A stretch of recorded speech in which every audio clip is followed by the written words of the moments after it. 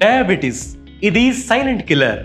ఏళ్లు గడిచే కొద్దీ శరీరంలోని ఒక్కో అవయవాన్ని నాశనం చేస్తుంది. ముఖ్యంగా కిడ్నీపై తీవ్ర ప్రభావం చూపిస్తుంది. అందుకే షుగర్ పేషెంట్స్ ఎక్కువగా కిడ్నీ సమస్యలతో బాధపడుతుంటారు.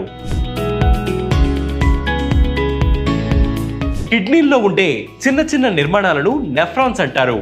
డయాబెటిస్ బారిన పడిన వారిలో అవి సరిగ్గా పనిచేయవు. దాంతో శరీరంలోని గ్లూకోజ్ నిల్వ ఉండిపోతుంది.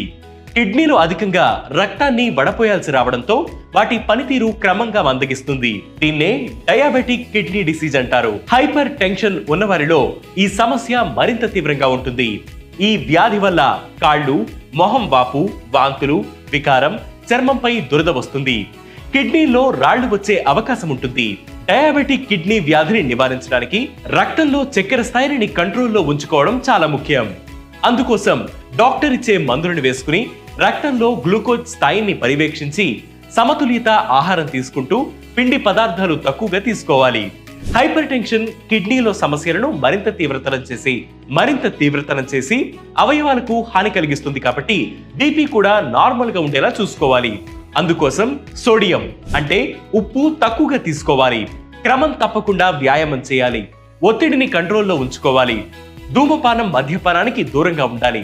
సమయానికి మందులు తీసుకోవాలి. రక్త పరీక్షలో క్రియాటిన్ స్థాయి తెలుసుకుంటే కిడ్నీల పనితీరు ఎలా ఉందో తెలిసిపోతుంది. సో 6 నెలలకోసారి ఈ పరీక్షలు చేయించుకుంటూ జాగ్రత్తలు తీసుకోవాలి. ఇలాంటి హెల్త్ వీడియోస్ మరియు హెల్త్ టిప్స్ కోసం ప్రతిరోజు వెటి న్యూస్ యాప్ ని ఫాలో అవ్వండి. దాంతోపాటు వెటి న్యూస్ తెలుగు యూట్యూబ్ ఛానల్ ని సబ్స్క్రైబ్ చేయండి.